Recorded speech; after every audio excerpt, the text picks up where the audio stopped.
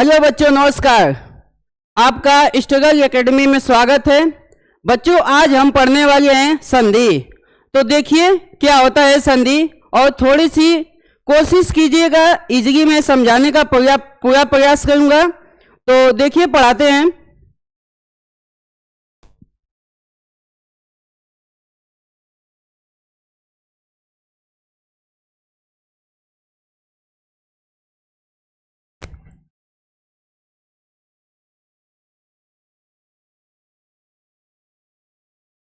देखिए बच्चों, संधि क्या होता है। देखिए संधि और समास, संधि और समास में थोड़ा सा ध्यान रहे बच्चों।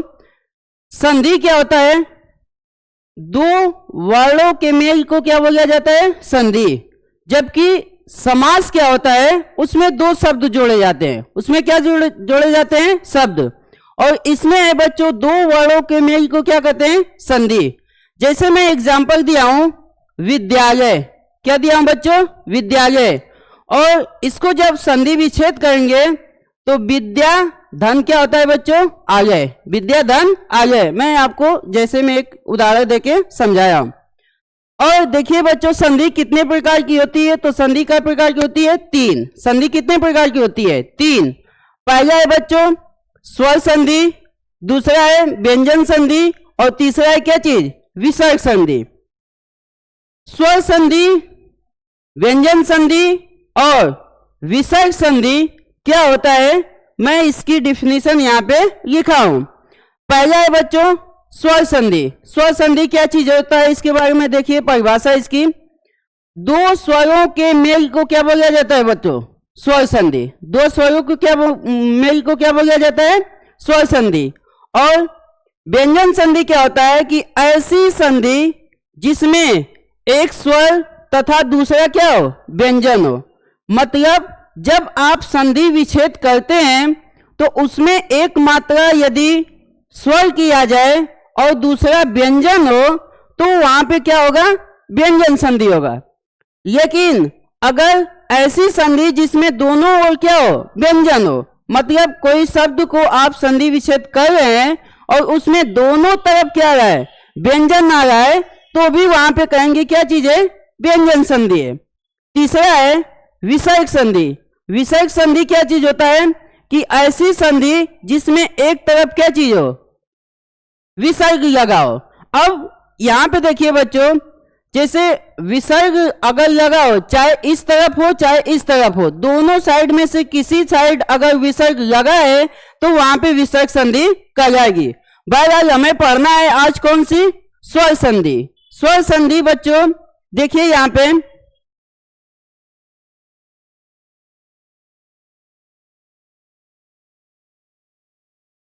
देखिए स्वर संधि के प्रकार। स्वर संधि के प्रकार मैं ऊपर इसकी परिभाषा बता चुका हूं कि दो स्वरों के मेल को क्या बोला जाता है, स्वर संधि।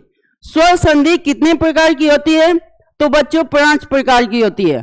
पहला दीर्घ, दूसरा गुण, तीसरा वृद्धि, चौथा यण, और पांचवा क्या होता है, अयादी। पांचवा क्या होता है, अयादी। और इस संधि में हम आज केवल पढ़ेंगे कौन सा बच्चों, दीर्घ स्वर संधि। कौन सा पढ़ेंगे, दीर्घ स्वर संधि। संधि कई प्रकार की होती है, 3 प्रकार की। स्वर संधि, व्यंजन संधि और विसर्ग संधि। और मैं स्वर संधि की परिभाषा बता चुका हूं। स्वर संधि भी कई प्रकार की होती है, 5 प्रकार की। दीर्घ स्वर संधि, गुण स्वर संधि, वृद्धि स्वर संधि, यण स्वर संधि, अयादी स्वर संधि। और इस संधि में हम आज पढ़ेंगे कौन सा, दीर्घ संधि। कौन सा पढ़ेंगे, दीर्घ संधि। तो देखिए बच्चों, ये क्या चीज होता है कि जब किसी स्वर का, यहां पे बच्चों थोड़ा सा मिस्टेक हो गया है,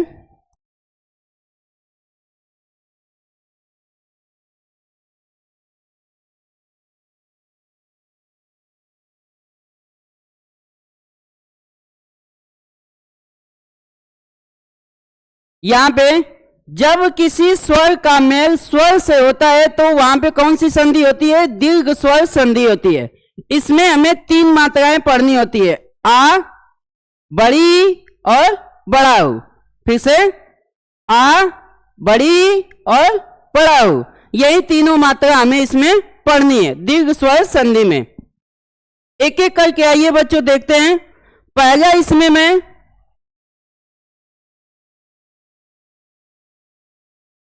पहला इसमें बच्चों है किसकी मात्रा, आ की। अब ये कैसे बनता है इसके बारे में पहले समझ लीजिए।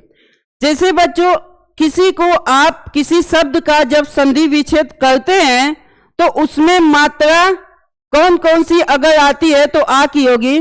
जैसे देखिए अ प्लस अ प्लस आ, सॉरी अ प्लस आ प्लस आ प्लस आ और आ प्लस अ।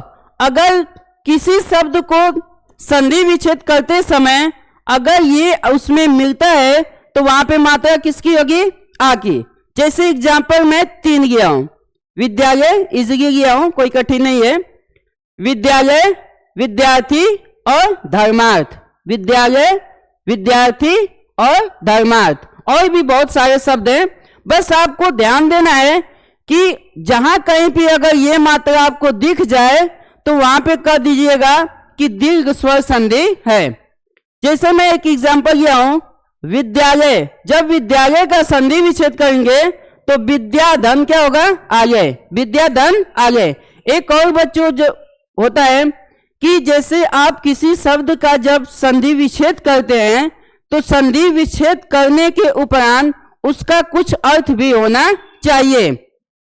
जैसे विद्याधन आगे, विद्या माने क्या होता है, जहां पे हम शिक्षा को ग्रहण करते हैं, और आलय मतलब क्या होता है, घर। आलय मतलब क्या होता है, घर, अर्थात शिक्षा का घर। और इसमें देखिए बच्चों, मैं शुरू में लिखवाया था कि संधि में केवल वर्ण देखते हैं, तो वर्ण में भी देखिए विद्या में क्या आ रहा है, आ, और इधर भी आ, और जब दोनों को बच्चों जोड़ेंगे तो क्या बनेगा, आ। दूसरा है विद्यार्थी, विद्याधन अर्थी, विद्याधन अर्थी, इसमें भी आ है और इधर अ है। धर्मार्थ में धर्म धन अर्थ, धर्म धन अर्थ। ये किसका एग्जाम्पल था, केवल आ का। अब आते हैं बच्चों, अब आते हैं देखिए बड़ी ई का देखते हैं। किसका देखते हैं, बड़ी ई का। बड़ी ई भी इसी टाइप से 4 प्रकार की है। छोटी प्लस छोटी बराबर क्या बनेगा, बड़ी। बड़ी प्लस बड़ी तो भी क्या बनेगा, बड़ी। छोटी प्लस बड़ी या बड़ी प्लस छोटी। जैसे एग्जाम्पल है बच्चों, रविंद्र, तो रवि दंड क्या होता है, इंद्र, रवि दंड इंद्र।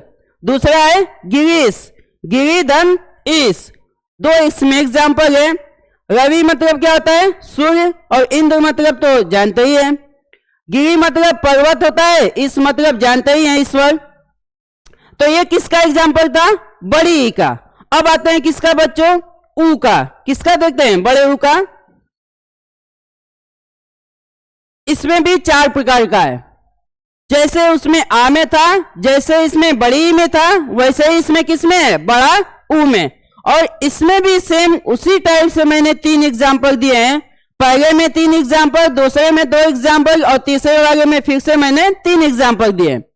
जैसे भानु उदय, भानुदय, गुरु उपदेश, लघुत्तम। तो जब जैसे ही बच्चों देखिए यहाँ पे हम इसको जब भानुदय को तोड़ेंगे तो भानुधन क्या होगा, उदय, भानुधन उदय। तो इसमें मात्रा किसकी है, ऊ, छोटा ऊ की, और यहाँ पे ऊ, और जब दोनों को जोड़ेंगे तो इसके अकॉर्डिंग कौन सी मात्रा बन जाएगी, वो बड़े ऊ को। इसमें भी गुरु, यहाँ पे जो ऊ है बच्चों वो बड़ा ऊ है, और गुरु में इसमें छोट ऊ, तो बड़ा ऊ प्लस ऊ बराबर क्या हो गया, ऊ। लघुत्तम में लघु धन उत्तम, ऊ प्लस ऊ, तो यहाँ पे भी कौन सी मात्रा निकल गई बच्चों, बड़े ऊ की। तो बच्चों आज हमने केवल एक संधि पढ़ी है, और उस संधि में भी दीर्घ स्वर संधि पढ़े हैं। और मैं आपसे आशा करता हूं कि आप एक बार फिर से रिपीट करके वीडियो देख लीजिएगा, आपको अच्छी लगेगी।